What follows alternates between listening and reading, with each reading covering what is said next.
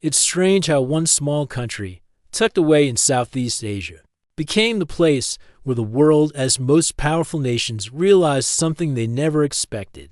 That raw strength doesn't guarantee victory. Even today, people still ask, how did Vietnam, a nation recovering from decades of colonial abuse, manage to defeat a superpower? Why did a local independence movement spiral into one of the most defining conflicts of the 20th century? How did the Soviet Union, China, and the United States all get trapped in a war they couldn't control?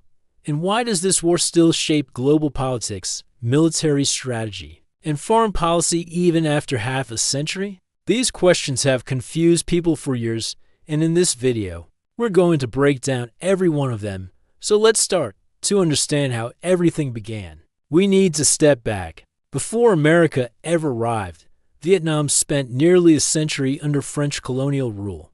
But beneath the surface, resistance was always growing. At the center of it all stood Ho Chi Minh, a revolutionary who mixed nationalism with communism to fight for Vietnamese independence. When World War II ended, Ho Chi Minh declared Vietnam free, but France refused to let its colony go. What followed was the First Indochina War, a brutal conflict where Vietnam fought for liberation and France fought to protect its empire. But in the background, something even bigger shaped the entire conflict: the Cold War. The Soviet Union and China supported Ho Chi Minh. The United States backed France. A colonial struggle quietly transformed into an ideological battlefield.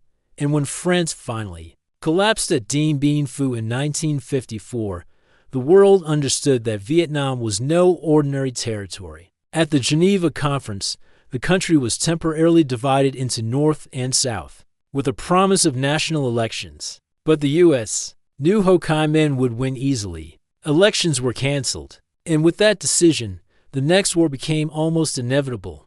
The U.S. saw Vietnam as a domino. If one country fell to communism, the rest of Asia would follow. That was the domino theory. American leaders believed they were defending democracy. What they didn't realize was that Vietnam wasn't fighting to become a communist satellite. They were fighting to end foreign control, something they had done for centuries.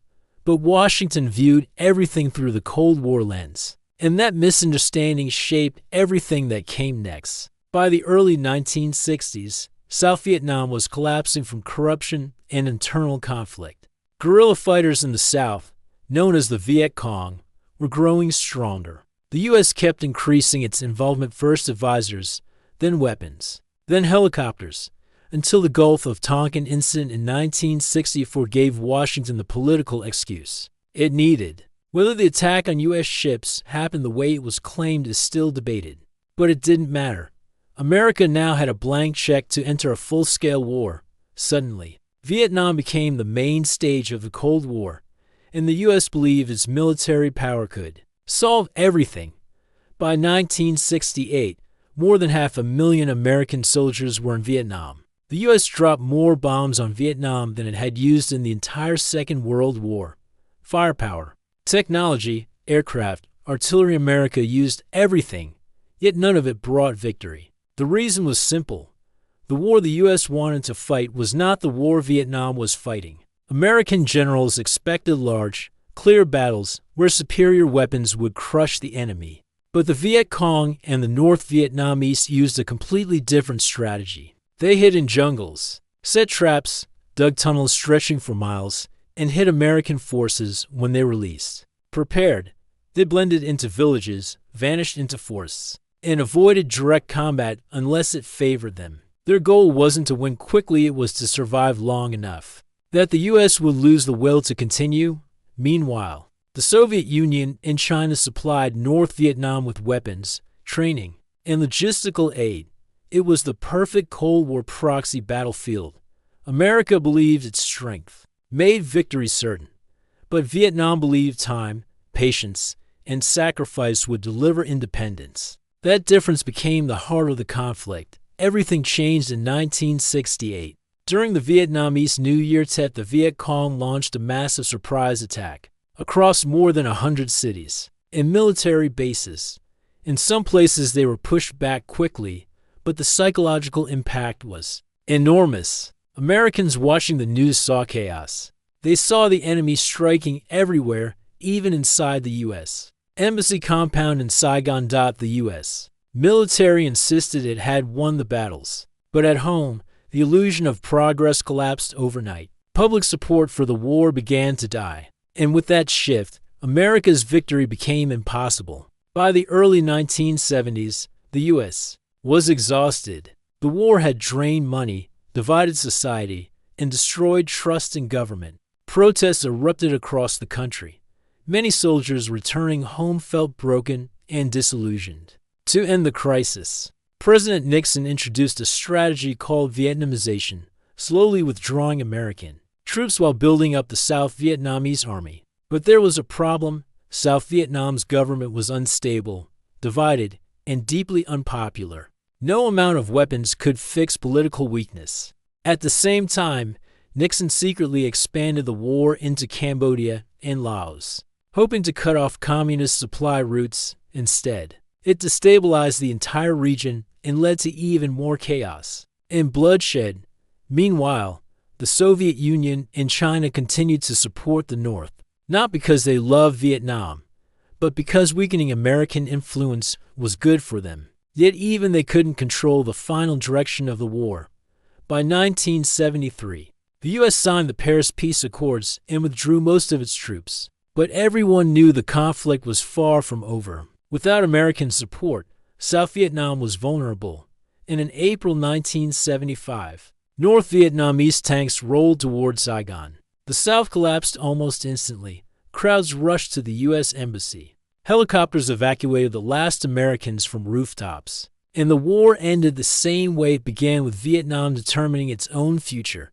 And as the 1960s unfolded, the Vietnam War began slipping out of America's control. Every new commander who arrived in Saigon promised that this would be the strategy that finally turned the tide. Every new U.S. president believed the same thing, that pulling out would mean humiliation and staying would mean victory. But the reality on the ground kept proving everyone wrong. Because the war was no longer just about territory or firepower or the number of troops deployed. It became a psychological struggle. A conflict where the United States could win 1,000 battles and still somehow find itself losing the war. American soldiers went on patrol through endless jungles, often seeing nothing, hearing nothing, until the sudden snap of a twig, the echo of gunfire, or the distant thud of a booby trap exploding. They weren't fighting against a traditional army lined up across a battlefield. They were fighting against an enemy who seemed to rise out of the earth itself. The Viet Cong created tunnels that ran for miles, entire underground cities where they could hide, plan, and launch attacks. They blended into villages and farms. They vanished into forests that seemed to close around them like a living shield. For the first time in modern American military history, the enemy refused to fight on America's terms, and while the U.S. sent helicopters, B-52 bombers, and waves of fresh troops, North Vietnam sent something else entirely: belief. Belief that they were fighting for independence from foreign control. Belief that time was on their side. Belief that no matter how many losses they suffered, they would outlast the Americans like they outlasted the French before them. Ho Chi Minh didn't expect to beat America through firepower. He expected to wear it down until the cost of staying became higher than the cost of leaving. Meanwhile, American leaders kept believing that just a little more pressure, a few more airstrikes, a few more troops, a few more months would break North Vietnam's will. But the opposite happened. The more the U.S. escalated, the more determined the Vietnamese became, and the more determined they became, the more confused America grew about what victory even meant. Winning territory meant nothing because the Viet Cong could disappear and return the moment U.S. troops left. Destroying supply lines meant nothing because North Vietnam could rebuild them faster than America could bomb them. And measuring success by body count, a flawed strategy adopted by the U.S. command, only deepened the confusion. No matter how many soldiers were killed, the war didn't move closer to ending. On January 30, 1968, the war reached its turning point. While Americans back home were being told that victory was close, North Vietnam launched the Tet Offensive, a coordinated wave of attacks across more than 100 cities and bases. even though the U.S. and South Vietnam eventually pushed the attackers back. The psychological damage was irreversible. Images of chaos firefights in Saigon streets. The U.S. Embassy breached. Villages destroyed traveled into living rooms across America. For the first time, the public saw with their own eyes that the war was nowhere near being won. Confidence in the government collapsed almost overnight. After Tet, everything changed. The war wasn't just fought in Vietnam anymore, it was fought in American cities, college campuses, newspapers, and television screens. The anti-war movement exploded. Students marched, veterans threw their medals away in protest. Families argued at dinner tables. Politicians turned against one another. America was fighting two wars at once, one on the battlefield and one inside its own society. Back in Vietnam, U.S. commanders tried new strategies: clear and hold, search and destroy, Vietnamization, but nothing solved the core problem. It wasn't a war America knew how to win. Technology couldn't defeat ideology, firepower couldn't defeat patience, and military strength couldn't force a political solution. By the early 1970s, the U.S. began withdrawing. Helicopters that once dropped soldiers into combat now lifted them out. American bases were emptied. The South Vietnamese Army, trained and armed to take over the fight, lacked the one resource North Vietnam had never: lost unity of purpose. They were fighting a divided war with a divided nation, while the North fought with a single objective: reunification. In 1973, the U.S. signed the Paris Peace Accords and officially ended its combat role. But peace never truly came.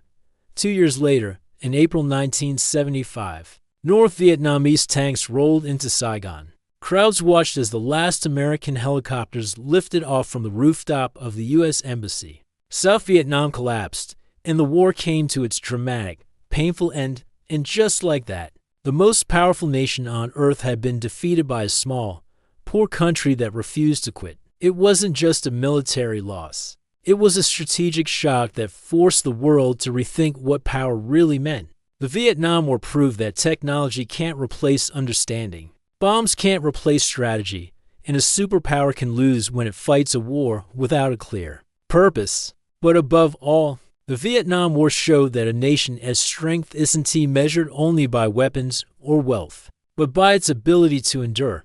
Vietnam endured, and the world never forgot the lessons written in the jungles, rivers, and battlefields of a country that changed the Cold War forever. This conflict reshaped American foreign policy, shattered political trust, and created a deep scar in the national memory for Vietnam. The war left immense suffering, but also fulfilled a long-held dream of independence. And today, decades later, the Vietnam War remains a powerful reminder of how even the strongest nations can fall into a conflict they don't fully understand and struggle to find a way out.